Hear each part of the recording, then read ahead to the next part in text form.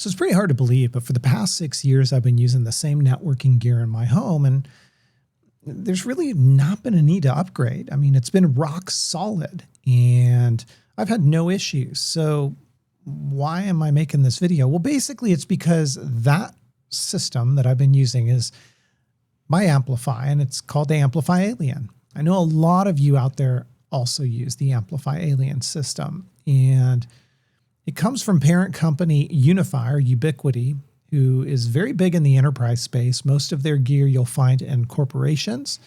Chances are, if you've ever stayed in a hotel and you've seen one of those dome-looking things, like a spear with a blue LED ring around it, that's an access point, and it could have been from UniFi. Of course, there's competitors out there too, but there's a reason for that. They're in the business of networking, and so that's why I think the AmpliFi Alien was so well done, is it comes from a company that knows what they're doing.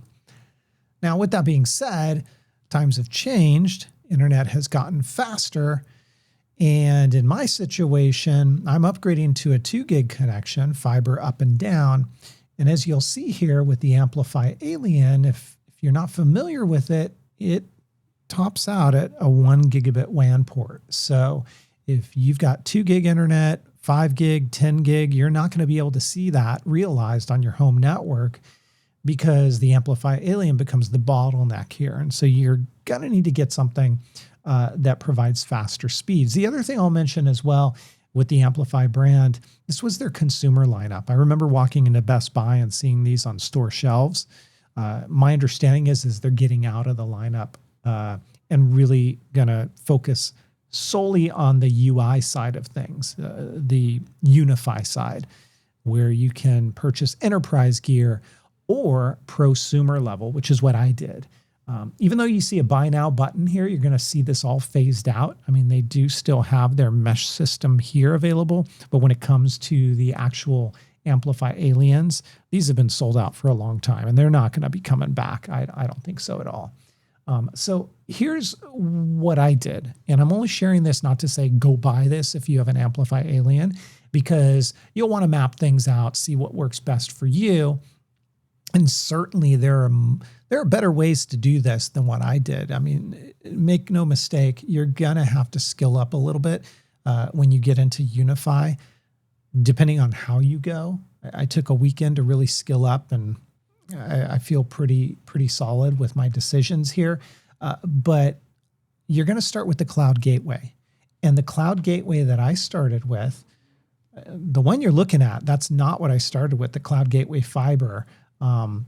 That I realize is a lot of people may say, hey, don't get an all-in-one that includes Wi-Fi. Get a router from UniFi and then get the Wi-Fi access points in your switches. And that's one route to go. Probably the better route. That's not how I did it. So I'm going to share with you what I did.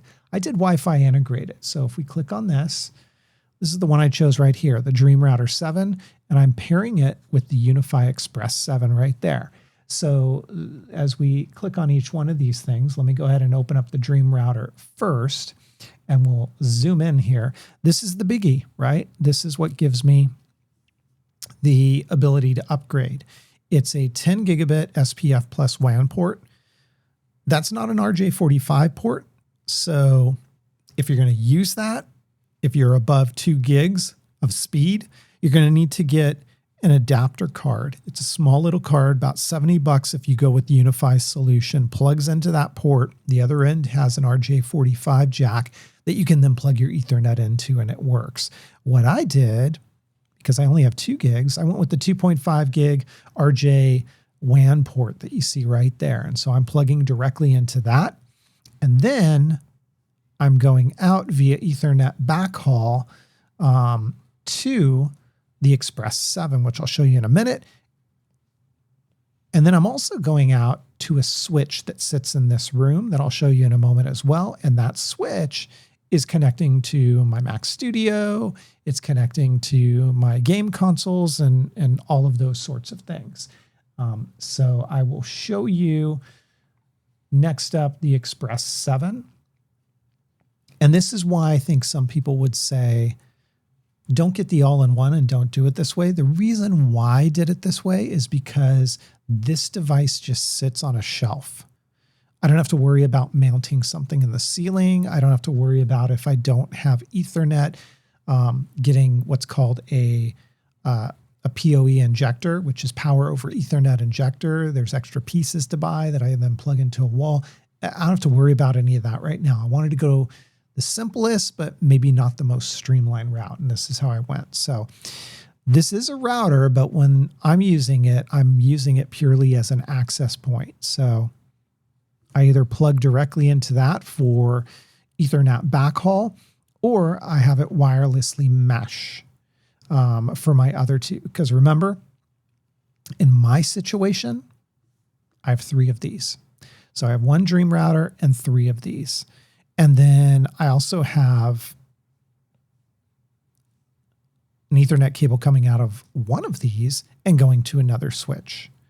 And if you're curious on the switch that I purchased, let me show that to you. We'll go to switching here. Like I say, just in the switching section alone, you see it all. You can get lost real fast. Because I don't have 10 gig, I didn't need to get something more expensive like that. I could have, but I didn't. I went with this, the Flex Mini 2.5G. And so from in my room, the Dream router, Ethernet cable comes out and it plugs into this. And then I can use all these for things like PlayStation, Xbox, Mac Studio, whatnot. And then in the other instance, I have the Express 7 plugging into my other switch, and the same thing is happening. So at the end of the day, I have 1 Dream Router 7. I have 2 of those, these mini switches, and I have 3 Express 7s. It's kind of a lot. I get it.